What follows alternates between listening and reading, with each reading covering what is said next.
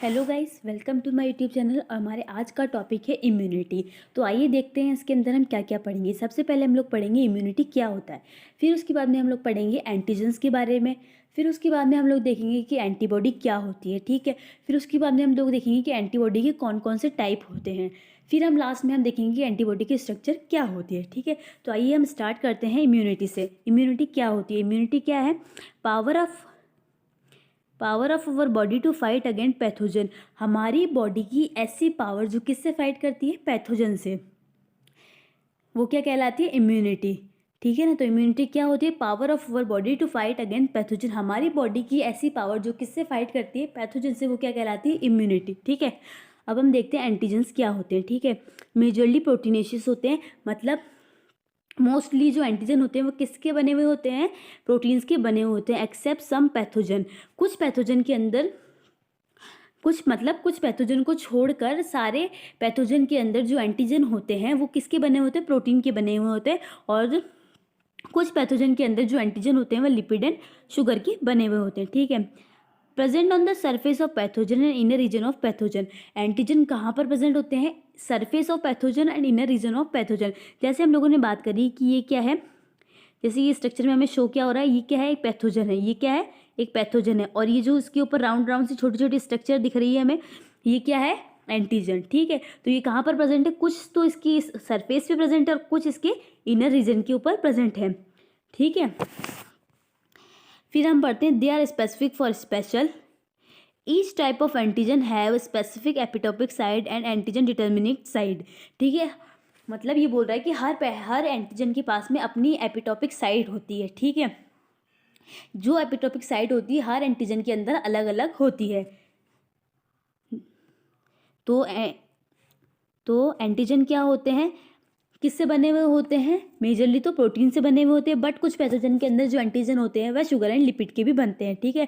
फिर ये कहाँ पर प्रेजेंट होते हैं? पैथोजन की सरफेस पे प्रेजेंट होते हैं और इनर रीजन पर प्रेजेंट होते हैं। दे आर स्पेसिफिक और स्पेशल होते हैं। और हर एंटीजन के पास में अपनी कौन सी साइड होती है? एपिटोपिक साइड होती है।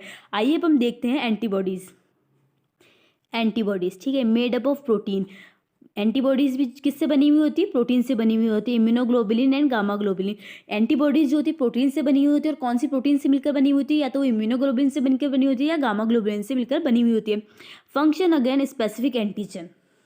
इसका मतलब है एक स्पेसिफिक टाइप की एंटीबॉडी जो होती है एक स्पेसिफिक टाइप के ही एंटीजन को किल करेगी। मैं आपको समझाती हूँ। जैसे हम लोग बात करते हैं कि हमारे पास दो एंटीजन है 1 और 2, और एंटीबॉडी है हमारे पास A, ठीक है। एज्यूम करना, ठीक है ना। तो मैं ऐसे बोलना चाहती हूँ कि ना जो एंटीबॉडी A है वह A एंटीजन को ही किल करेगी, वह 2 नंबर के एंटीजन को किल नहीं करेगी, ठीक है। किसी भी कंडीशन के अंदर A टाइप की एंटीबॉडीज जो होती है वह A1 नंबर के एंटीजन को ही किल करेगी, वह 2 नंबर के एंटीजन को किल नहीं करेगी, ठीक है। एक स्पेसिफिक टाइप की एंटीबॉडी जो होती है एक स्पेसिफिक टाइप के एंटीजन को ही किल करती है, इसलिए इसे बोला जाता है फाइट अगेंस्ट स्पेसिफिक एंटीजन, ठीक है। अब हम देखते हैं टाइप ऑफ एंटीबॉडीज। एंटीबॉडीज जो होती है 5 टाइप की होती है, ठीक है। इसे याद करने का एक अच्छा तरीका है गेम D। मैं आपको इसको आगे समझाती हूँ। तो आइए हम देखते हैं कि कौन कौन से टाइप होते हैं इम्यूनिटी के। इसका फर्स्ट टाइप है IgA। इसका पूरा नाम है इम्यूनोग्लोबुलिन अल्फा, ठीक है। अब हम लोग इसको पढ़ने से पहले एक बात बता देना चाहती हूँ मैं। 2 टाइप की इम्यूनिटी होती है, specific immunity and non specific immunity. जो नॉन स्पेसिफिक इम्यूनिटी होती है वो हमारे ब्लड के अंदर प्रेजेंट नहीं होती है, ठीक है। और जो स्पेसिफिक इम्यूनिटी होती है वो हमारे ब्लड के अंदर प्रेजेंट होती है, ठीक है। ये बात हमेशा याद रखना। इम्यूनिटी जो होती है 2 टाइप की होती है, specific and non specific. Non specific immunity जो होती है ब्लड में प्रेजेंट नहीं होती है, और स्पेसिफिक इम्यूनिटी जो होती है वो हमारे ब्लड के अंदर प्रेजेंट होती है। तो अब हम देखते हैं IgA क्या होता है। मतलब ये कितना प्रेजेंट होता है? 10%। अमाउंट में कितना परसेंट होता है? 10% प्रेजेंट होता है, ठीक है। और कौन सी टाइप की इम्यूनिटी है? नॉन स्पेसिफिक इम्यूनिटी है। मतलब ये हमारे ब्लड के अंदर प्रेजेंट नहीं है। हमेशा याद रखना IgA जो होता है नॉन स्पेसिफिक टाइप की इम्यूनिटी है, मतलब ये हमारे ब्लड के अंदर प्रेजेंट नहीं होता है। ये कहाँ पर प्रेजेंट होता है? Present in mother milk, saliva and tears, ठीक है। तो IgA क्या है? एक नॉन स्पेसिफिक इम्यूनिटी होती है जो कहाँ पर प्रेजेंट होती है? मदर मिल्क में प्रेजेंट होती है, टीयर्स और सलाइवा के अंदर प्रेजेंट होती है, और अमाउंट में कितनी होती है? 10% होती है। तो अब हम देखते हैं second type of immunity. Immunity का सेकेंड टाइप है IgE, इम्यूनोग्लोबुलिन एप्सिलॉन, ठीक है। जो क्या है प्रेजेंट स्पेसिफिक टाइप की इम्यूनिटी है। क्या है? स्पेसिफिक टाइप की इम्यूनिटी। और हम जैसे कि मैंने आपको बताया स्पेसिफिक टाइप की इम्यूनिटी कहाँ प्रेजेंट होती है? ब्लड के अंदर। IgE जो एक स्पेसिफिक टाइप की इम्यूनिटी और कहाँ पर प्रेजेंट होती है? हमारे ब्लड के अंदर प्रेजेंट होती है, ठीक है। और इसका अमाउंट कितने प्रेजेंट होती है? 0.2% प्रेजेंट होती है, ठीक है ना। ठीक है, अगर हमारे ब्लड के अंदर IgE का अमाउंट ज़्यादा हो जाता है तो क्या हो जाता है? एलर्जी हो जाती है। हमेशा याद रखना, अगर हमें कभी पूछा जाए कि अगर हमारे ब्लड के अंदर IgE का अमाउंट बढ़ जाएगा तो क्या होगा? एलर्जी हो जाएगी, ठीक है ना। जैसे मैं आपको एग्जांपल देती हूँ, मोस्टली लोगों को क्या होता है? पोलन ग्रेन से एलर्जी होती है, ठीक है। जैसे ही वो लोग पोलन ग्रेन के कांटेक्ट में आते हैं उनके बॉडी के अंदर क्या होता है? IgE का अमाउंट बढ़ जाता है, तो उन्हें का जो रिएक्शन होता है पोलन ग्रेन के प्रेजेंट, मतलब उस पोलन ग्रेन के प्रति जो उनका रिएक्शन होता है वो एलर्जी होती है, ठीक है ना। अब हम देखते हैं third type of immunoglobulin delta. Amount में कितना प्रेजेंट होता है? 0.1% प्रेजेंट होता है, ठीक है। और क्या है? प्रेजेंट कहाँ पर है? ये ब्लड के अंदर प्रेजेंट है। तो कौन सी टाइप की इम्यूनिटी हो गई? स्पेसिफिक टाइप की इम्यूनिटी, ठीक है। तो IgD भी कौन सी टाइप की इम्यूनिटी है? स्पेसिफिक टाइप की इम्यूनिटी है, क्योंकि ये कहाँ पर प्रेजेंट है? हमारे ब्लड के अंदर प्रेजेंट है, ठीक है। Provide immunity to B plasma cells. ये क्या करता है? इसका फंक्शन क्या होता है? ये बी प्लाज्मा सेल्स को क्या करता है? इम्यूनिटी प्रोवाइड करता है, ठीक है। फिर उसके बाद हम लोग बात करते हैं fourth type IgM, immunoglobulin macro, ठीक है। ये कितना प्रेजेंट होता है? ये 8 to 10% प्रेजेंट होता है, ठीक है। और जैसे ये दिख रहा है कि ये किसके अंदर प्रेजेंट है? ब्लड के अंदर प्रेजेंट है, तो ये कौन सी टाइप की इम्यूनिटी हो गई? स्पेसिफिक टाइप की इम्यूनिटी, ठीक है। और इसका फंक्शन क्या है? Same S IgG। ये किसकी जैसे फंक्शन करती है? IgG जो फंक्शन करती है, IgG immunity antibody, sorry IgG antibody जो फंक्शन करती है वो वैसा का वैसा फंक्शन कौन करता है? IgM करती है। बस हमें इतना याद रखना है कि IgM इम्यूनोग्लोबुलिन मैक्रो एंटीबॉडी जो होती है अमाउंट में कितनी होती है? 8 to 10% होती है, ब्लड में प्रेजेंट होती है, इसलिए स्पेसिफिक टाइप ऑफ इम्यूनिटी होती है। इसका फंक्शन क्या होता है? IgG की जैसा इसका फंक्शन होता है। एक चीज़ इसके अंदर मोस्ट इंपॉर्टेंट है याद करने के लिए कि लार्ज इन स्ट्रक्चर। अगर हमें कभी पूछा जाए कि कौन सी एंटीबॉडी की स्ट्रक्चर में सबसे बड़ी होती है तो हम बोलेंगे IgM। हमेशा याद रखना, इस स्ट्रक्चर में सबसे बड़ी इम्यूनिटी कौन सी होती है? IgM। अब आगे मैं आपको बताऊंगी कि अमाउंट में भी कौन सी इम्यूनिटी सबसे ज़्यादा मात्रा में पाई जाती है, ठीक है। अब हम आते हैं last type of immunity IgG, immunoglobulin gamma, ठीक है। ये अमाउंट में कितना प्रेजेंट होती है? 80%, ठीक है। फिर उसके बाद में हम लोग बात करते हैं ब्लड के अंदर प्रेजेंट है तो कौन सा टाइप ऑफ इम्यूनिटी हो गया? स्पेसिफिक टाइप ऑफ इम्यूनिटी, ठीक है। फिर क्या करता है? Provide immunity remain body region of body. क्या करता है? हमारे बाकी की बचे हुए बॉडी रीजन को क्या प्रोवाइड करता है? इम्यूनिटी। तो IgG क्या है? ब्लड में प्रेजेंट होता है, स्पेसिफिक टाइप ऑफ इम्यूनिटी होता है, हमारे बॉडी के बचे हुए हिस्से को क्या प्रोवाइड करता है? इम्यूनिटी प्रोवाइड करता है। और अब मैं आपको एक बात बताती हूँ, अमाउंट अगर हमें कभी पूछा जाए कि अमाउंट में कौन सी एंटीबॉडी ज़्यादा होती है सबसे, तो IgG जो होती है वो अमाउंट में सबसे ज़्यादा होती है, क्योंकि इसका अमाउंट कितना प्रेजेंट होता है? 80% होता है, ठीक है। और अगर हमें कभी पूछा जाए कि स्ट्रक्चर में कौन सी एंटीबॉडी सबसे बड़ी होती है तो IgM। हमेशा याद रखना, स्ट्रक्चर में तो सबसे बड़ी एंटीबॉडी होती है IgM और अमाउंट में सबसे ज़्यादा होती है IgG, ठीक है। तो हम लोगों ने क्या देखा? हम लोगों ने देखा कि इम्यूनिटी क्या होती है? Power of our body to fight against pathogen. हमारे बॉडी की ऐसी पावर जो किससे फाइट करती है? पैथोजन से। फिर उसके बाद में हम लोगों ने बात करा एंटीजन क्या होता है। एंटीजन किसके बने होते हैं? प्रोटीन्स के बने हुए होते हैं, ठीक है। और कहाँ पर प्रेजेंट होते हैं? पैथोजन की सरफेस पे प्रेजेंट होते हैं और इनर रीजन पे प्रेजेंट होते हैं, ठीक है। उसके बाद में हम लोगों ने एंटीबॉडीज़ की बात करी। फिर हम लोग बात करें टाइप ऑफ एंटीबॉडीज़ क्या होते हैं। जैसे कि हम लोगों ने बात करी कि दो टाइप की एंटीबॉडी होती है, दो टाइप की इम्यूनिटी होती है, स्पेसिफिक और non specific. Non specific immunity जो होती है हमारे ब्लड के अंदर प्रेजेंट नहीं होती है, और स्पेसिफिक टाइप की इम्यूनिटी जो होती है हमारे ब्लड के अंदर प्रेजेंट होती है। अब हमने बात करी IgA जो होता है स्पेसिफिक टाइप की इम्यूनिटी होती है, नॉन स्पेसिफिक टाइप की इम्यूनिटी होती है जो हमारे ब्लड में प्रेजेंट नहीं होती है, ठीक है।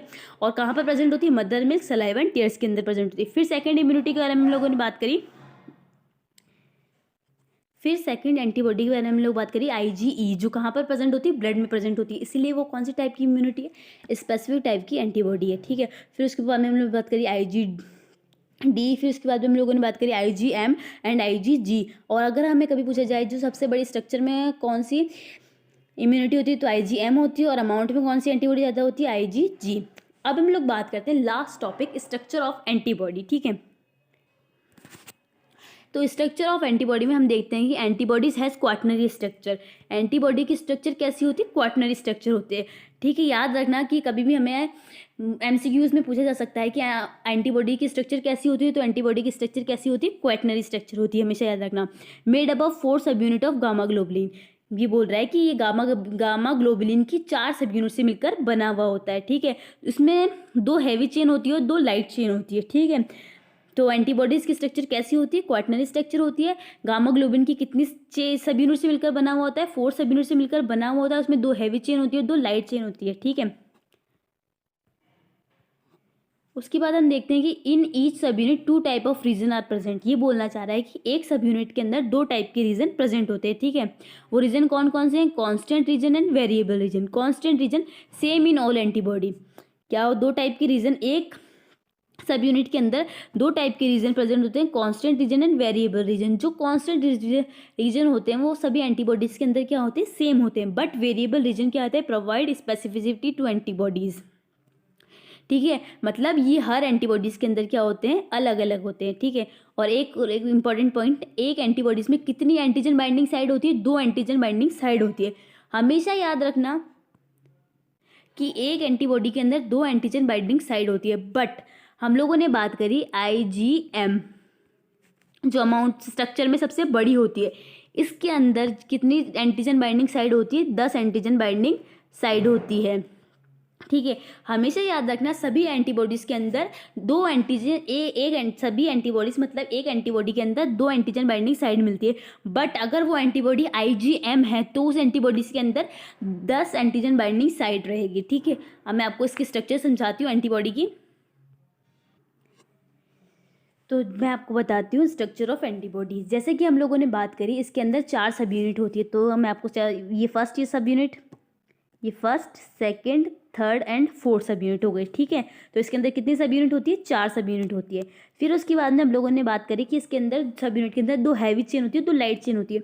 ये वाली जो चेन होती है, ये दोनों कौन सी चेन होती है, हैवी चेन होती है। ठीक है, और ये वाली जो चेन होती है, दोनों कौन सी चेन होती है, लाइट चेन होती है। ठीक है, तो एंटीबॉडीज में कितनी सब यूनिट होती है, 4 सब यूनिट होती है, और 2 हैवी चेन भी और लाइट चेन। ठीक है, अब उसके बाद में हम लोग बात करते हैं कि एक सब यूनिट के अंदर 2 टाइप के रीजन प्रेजेंट होते हैं, variable region and constant region. ये जो आपको डार्क वाला दिख रहा है, ये क्या है, वेरिएबल रीजन है, जो सभी एंटीबॉडीज के अंदर अलग अलग होता है। और ये नीचे वाला जो है कांस्टेंट रीजन। ठीक है, ये कांस्टेंट रीजन जो होता है सभी के अंदर सेम होता है, और ये वेरिएबल रीजन जो होता है सभी एंटीबॉडी के अंदर अलग अलग होता है, जो उसको स्पेसिफिसिटी प्रोवाइड करता है। ठीक है, अब उसके बाद में हम लोग बात करेंगे कि जो ये 4 सब यूनिट होती है, ये आपस में कैसे जुड़ी हुई होती है। ये 4 सब यूनिट जो होती है आपस में डाइसल्फाइड बॉन्ड के द्वारा जुड़ी हुई होती है। तो हमें कभी भी पूछा जा सकता है कि एंटीबॉडीज़ की जो 4 सब यूनिट होती है वो आपस में किसके द्वारा बाइंड होती है, डाइसल्फाइड बॉन्ड के द्वारा वह बाइंड होती है। ठीक है, आई होप आप सभी को मेरा वीडियो पसंद आया होगा। कमेंट में ज़रूर बताइए कि आपको मेरा वीडियो कैसा लगा, and thank you for watching my video.